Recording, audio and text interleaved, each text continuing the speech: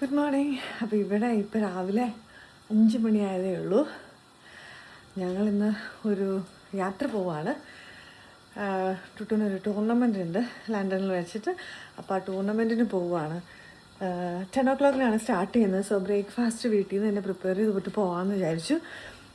കാരണം വെളിയിൽ പോയി നമ്മൾ ബ്രേക്ക്ഫാസ്റ്റ് ഒക്കെ കഴിക്കുന്നതിനേക്കാൾ നല്ലത് നമ്മുടേതായ രീതിയിൽ സിമ്പിളായിട്ട് എന്തെങ്കിലും ഉണ്ടാക്കിക്കൊണ്ട് പോയിട്ട് കഴിക്കണതല്ലേ നല്ലത്. നല്ല മസാല ദോശ ഉണ്ടാക്കാൻ വേണ്ടി കണ്ടോ മാവൊക്കെ അരച്ച് വെച്ചിട്ടുണ്ടായിരുന്നു. പുളിച്ച് പൊങ്ങിയിട്ടുണ്ട്.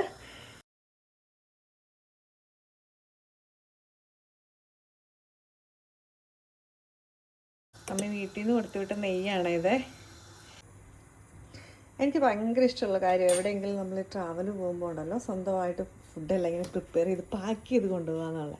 എന്നുവെച്ചാൽ വെളിയിലെ ഫുഡ് ഇഷ്ടമില്ലാന്ന് കഴിക്കുകയില്ലെന്നല്ല, കഴിക്കും. പക്ഷെ എന്തോ ഇച്ചിരി കട്ടൻ കാപ്പിയൊക്കെ ഇട്ട് ഇങ്ങനെ പോയി വണ്ടിയുടെ എന്താ പറയുക സൈഡ് സീറ്റിലിരുന്ന് കഴിക്കുന്നത് ഒരു ഭയങ്കര ഒരു ഇഷ്ടമുള്ള കാര്യമാണ്. എവിടെ പോയാലും ഞാനൊരു 2 hour മുകളിലോട്ടുള്ള എങ്ങോട്ട് ട്രാവൽ ചെയ്താലും മാക്സിമം പൊഞ്ഞിട്ടി എടുക്കാറുണ്ട്. ചില സമയത്തൊക്കെ ജീവന് പറയും ഇതിൻ്റെ ആവശ്യമുണ്ടോ എന്ന്. പക്ഷേ എന്തോ എനിക്കത് ഭയങ്കര ഇഷ്ടമാണ്. ഒരു നൊസ്റ്റാൾജിക് ഫീലാണ്. കാരണം പണ്ട് വീട്ടിലായിരുന്നപ്പോഴേ നമ്മൾ നാട്ടിലെവിടെയെങ്കിലും പോകുമ്പം അമ്മമാരിങ്ങനെ കാപ്പിയൊക്കെ പൊഞ്ഞെടുത്ത് തരത്തില്ലേ. മമ്മിയാണെങ്കിൽ ഇങ്ങനെ ഏത്തപ്പഴമൊക്കെ പുഴുങ്ങി തന്നുവിടും. പോകുന്ന വഴിക്ക് കഴിക്കാമല്ലോ എവിടെയെങ്കിലും നിർത്തി എന്നൊക്കെ പറഞ്ഞ്. അപ്പോൾ ആ ഒരു ഫീല് ഇപ്പോഴും മനസ്സിലെവിടെയോ കിടപ്പുണ്ട്. അതുകൊണ്ട് ഭയങ്കര ഇഷ്ടമുള്ള കേസാണ് ഇങ്ങനെ പൊതിഞ്ഞ് കെട്ടിക്കൊണ്ടുപോയി കഴിക്കുന്നത്. ചിലർക്കത് ഭയങ്കര ബുദ്ധിമുട്ടായിരിക്കും. റിലാക്സായിട്ട് രാവിലെ എഴുന്നേറ്റ് പോകാനായിരിക്കും ഇഷ്ടം. ഞാനൊരു മടിച്ചിയാണേലും ഇക്കാര്യത്തിൽ ഈ ഫുഡ് പൊതിഞ്ഞ് കെട്ടിക്കൊണ്ട് പോകുന്ന കാര്യത്തിൽ ഞാൻ ഭയങ്കര എന്തൂസിയാസ്റ്റിക്കാണേ.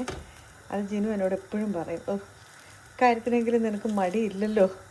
അതിനെ പറയുന്നതിന് എൻ്റെ സ്വന്തം ഐഡിയ ആയിപ്പോയി, അതുകൊണ്ടാണ് എന്ന്. നിങ്ങളൊന്ന് ട്രൈ ചെയ്ത് നോക്കണം ഇങ്ങനത്തെ പരിപാടിയെ. നല്ല രസമാണ്. ഈ ക്രിസ്പിനെസ് ഒന്നും ഉണ്ടാവില്ല കേട്ടോ നമ്മൾ കുറച്ച് കഴിയുമ്പോൾ എടുത്ത് കഴിക്കാൻ നോക്കുമ്പം. പക്ഷെ എന്നാലും നല്ല രസമാണ്. ഇച്ചിരി തേങ്ങാ ചമ്മന്തിയും കൂടെ ഉണ്ട്, അങ്ങോട്ട് കൂട്ടി കഴിക്കുമ്പോൾ പ്രത്യേക ഒരു ഫീലാണ്.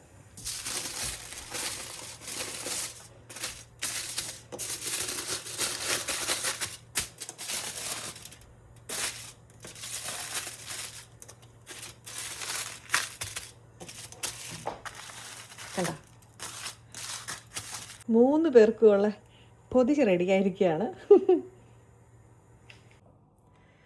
ചായ റെഡിയായി. സാധാരണ ഞാൻ എല്ലാവർക്കും ബ്ലാക്ക് കോഫി, നമ്മുടെ നാടൻ കട്ടൻ കാപ്പി ഇല്ലേ, ഞങ്ങൾ ഇടുക്കിക്കാരുടെ സ്പെഷ്യൽ കട്ടൻ കാപ്പിയാണ് കൊണ്ടുപോകുന്നത്. ഇന്നൊരു വെറൈറ്റിക്ക് കുറച്ച് പാൽ ചായ കൊണ്ടാന്ന് വിചാരിച്ചു. പക്ഷേ ഇതൊരു ഫ്ലാസ്ക് ബ്ലാക്ക് കോഫിയാണ്. എൻ്റെ ടുട്ടൂന് വേണ്ടിയിട്ടുള്ളതാണ്. നമുക്ക് കാപ്പി ഇഷ്ടമില്ല. സോ അത് അവക്കും ഇത് ഞങ്ങൾക്കും കൂടെയാണ് കൊണ്ടുപോകുന്നത്.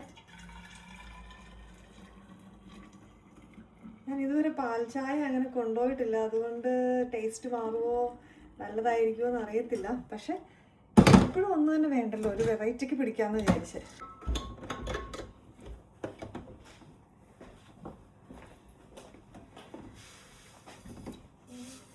അപ്പം ഞങ്ങളുടെ ബ്രേക്ക്ഫാസ്റ്റ് റെഡിയായി. ഞങ്ങൾക്കുള്ള ചായ, ടുട്ടുവിൻ്റെ കാപ്പി, മസാല ദോശ. ഇതുവരെ നൈറ്റ് ഡ്രസ്സ് ഇട്ടുകൊണ്ടിരിക്കും. നമുക്ക് ഇറങ്ങണ്ടേ? ഓടിപ്പോയി ഉടുപ്പിട്. 7 minutes നമുക്ക് ഇറങ്ങണം. എന്താ ഇവിടെ പമ്മി നിൽക്കുന്നതിൻ്റെ ഉദ്ദേശം? എന്തിനാ വന്നേ ഇപ്പം കിച്ചണിലോട്ട്?